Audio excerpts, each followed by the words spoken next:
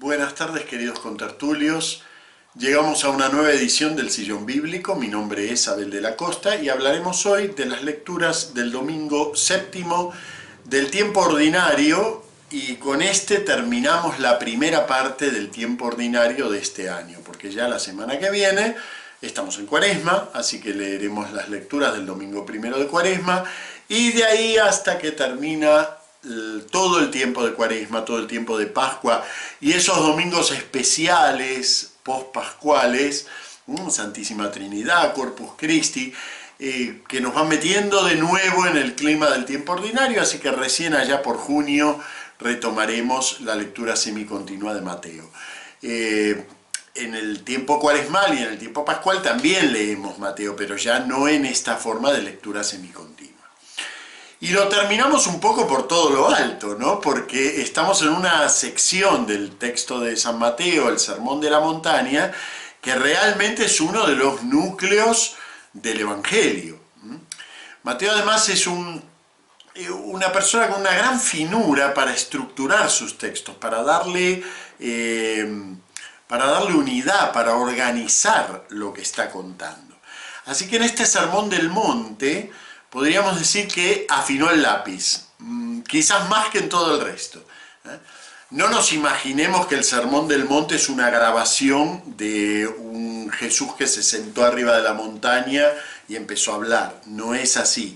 Es decir, Jesús a lo largo de su vida pública habló muchas veces, es una vida pública, predicó muchas veces, y del torrente de tradición que se fue gestando en torno a las palabras de Jesús, sí, porque decía esto, decía aquello, yo recuerdo que el maestro una vez dijo tal cosa, todo eso, la memoria cristiana lo fue sistematizando, organizando, transmitiendo, hasta llegar a la generación de composición de los evangelios. Entonces cada evangelio ha retomado eso que dijo Jesús y lo ha organizado de una manera plástica. Posiblemente hubo más de un sermón de la montaña, en el sentido en que Jesús en muchas ocasiones habrá hecho este tipo de prédica. Pero San Mateo ha recogido aquí los puntos, podríamos llamar así, esenciales, aquellos que a lo largo de la predicación de Jesús se iban repitiendo una y otra vez. Y entonces, claro, es muy difícil leerlo fragmentariamente como lo hacemos en la liturgia, ¿no? Yo les pido, por ejemplo, que para leer el de hoy retomen el del domingo pasado, no mi charla, sino el texto, y no la versión breve que hemos leído seguramente en las misas, sino la versión completa del domingo sexto. ¿Por qué? Porque entre el domingo sexto, el domingo de la semana pasada, y hoy, todo el conjunto forma algo muy bien trabado, que se llaman las 6 antítesis. Habéis oído que se dijo, pero yo os digo.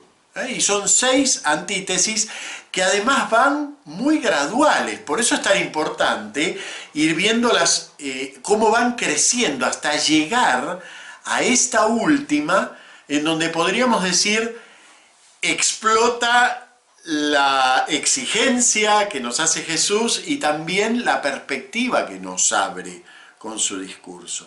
Y termina con esa frase un poco tremenda, que si uno la quita, la saca de su contexto, realmente es una frase que yo diría que hasta nos desazona un poco, ¿no? Nos descorazona un poco lo que nos pide. Sed perfectos como es perfecto vuestro Padre que está en el cielo. Madre mía, eso es como demasiado, ¿no? Pero si uno va siguiendo las 6 antítesis, se entiende eso que Jesús está pidiendo allí. Y es lo que vamos a tratar de hacer ahora. Bien, ¿cuál es el fondo de estas antítesis? Y de estas dos en particular que leemos hoy, que podríamos decir ya recogen la herencia de las otras 4, ¿no? ¿Cuál es el fondo de lo que nos dice? Tomemos esa frase. Oyeron que se dijo, pero yo les digo. Bueno, eso no es algo que se inventa Jesús. En realidad es un procedimiento retórico relativamente conocido a través de los rabinos de la época de Jesús. Los rabinos de la época de Jesús hacían ese tipo de antítesis, ¿no? Un procedimiento retórico. Tal rabino dice tal cosa, pero yo digo tal otra, pero yo digo tal otra, ¿no? Es una forma de presentar el propio mensaje. Solo que aquí Jesús de repente nos aparece con una novedad que yo diría que ya con esto se preparó la cruz, él solito, ya se puso ahí delante de sus jueces del Sanedrín, porque a quién se le ocurre hacer esta antítesis. Habéis oído que se dijo, pero ese se dijo técnicamente es una pasiva teológica, es decir, es un se dijo trascendente, lo dijo Dios. ¿Y dónde lo encuentro? En la Biblia. Lo dice eso que nosotros llamamos el Antiguo Testamento y que para la época de Jesús era la única palabra de Dios que existía. Entonces Jesús opone su palabra nada menos que a la propia palabra de Dios revelada a través del magisterio de Moisés. Porque cuando él dice, habéis oído que se dijo, resulta que cita la Escritura. Habéis oído que se dijo, ojo por ojo, diente por diente. Bueno, eso está 3 veces en el Antiguo Testamento.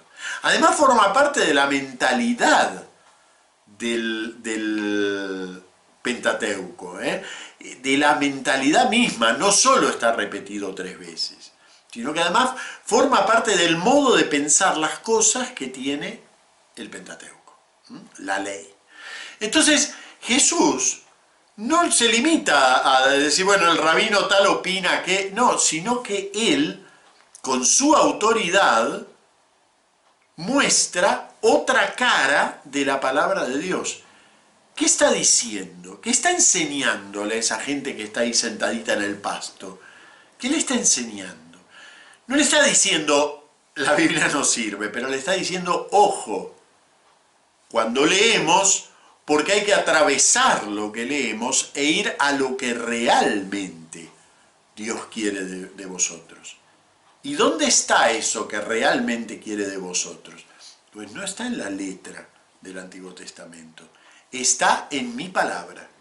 Así que miren, ya con eso se preparó el juicio del Sanedrín. Yo diría que le trabajó a la acusación, sin ningún tipo de problema. ¿Cómo no lo van a acusar de blasfemo? A una persona... Está bien, era Dios, pero él no lleva ningún cartel aquí que diga yo soy Dios, así que puedo decir lo que quiera.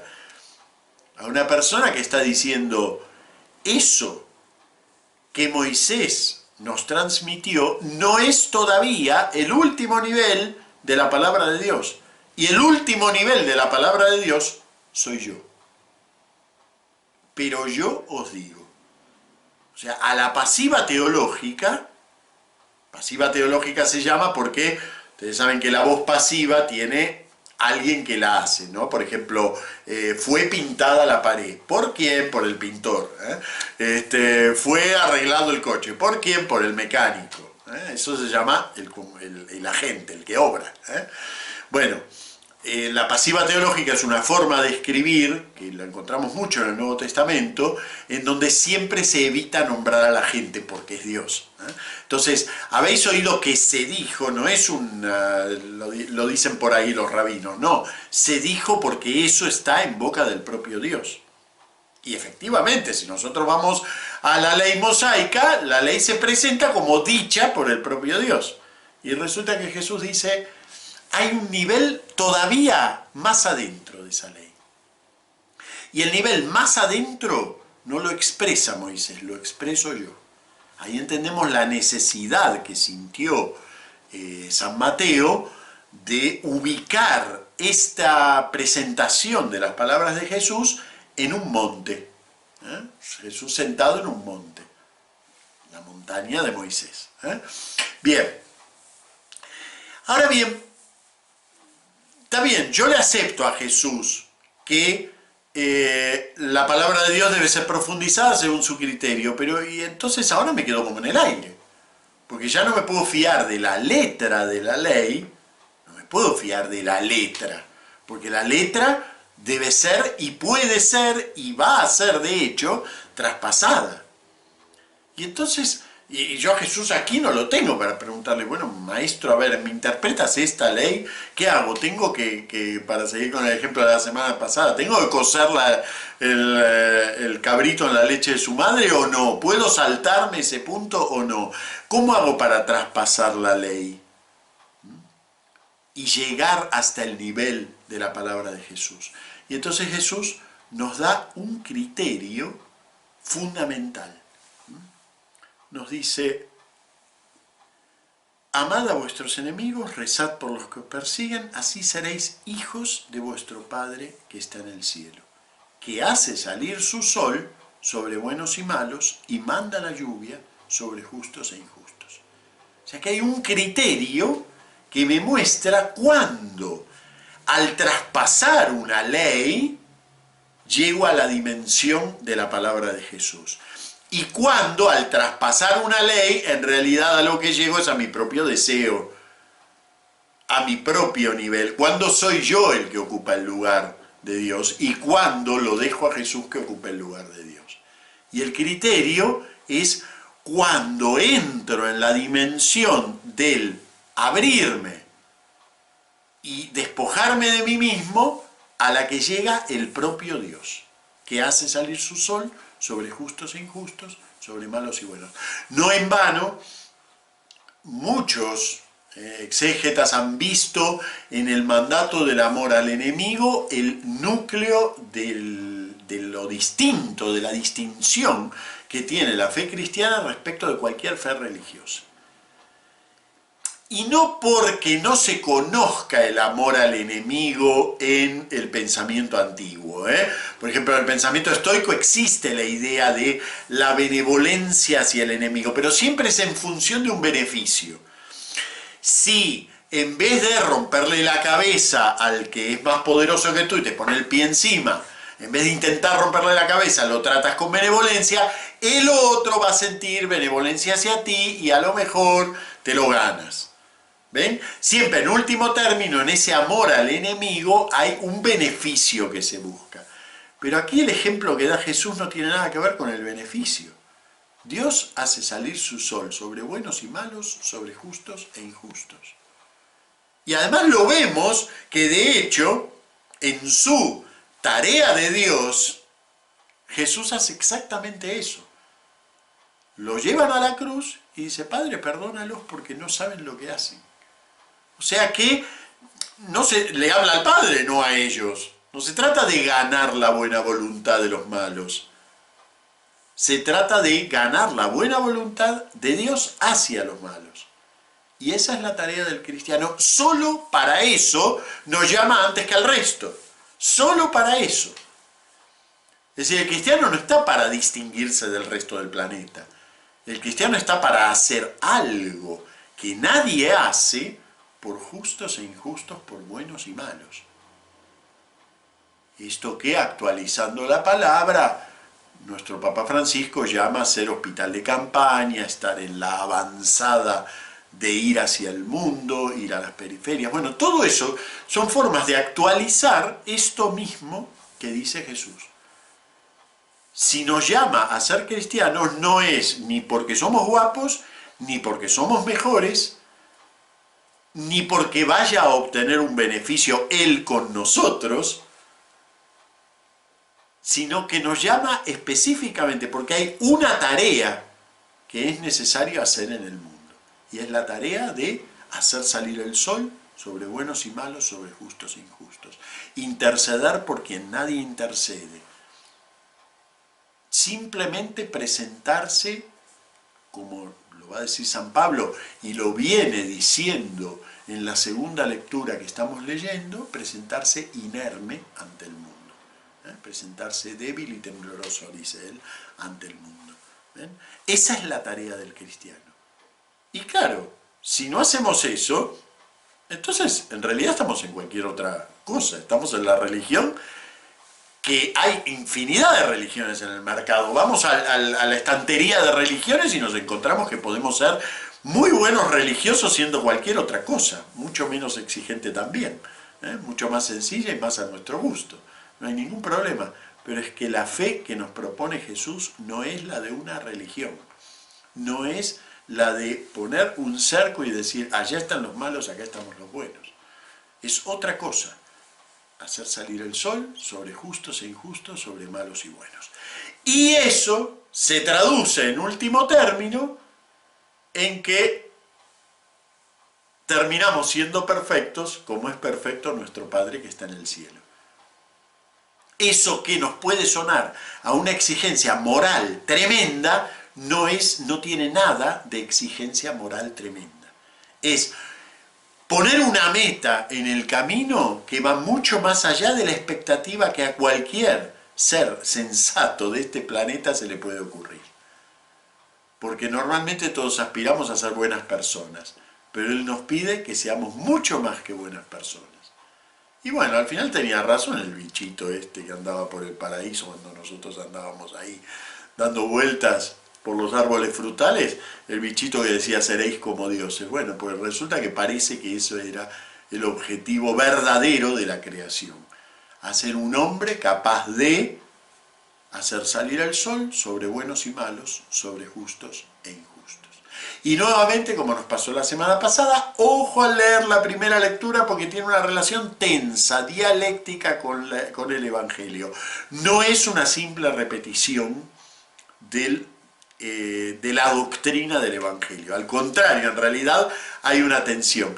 Y la notamos si pensamos en el lema que se explicita en el Levítico, ¿no?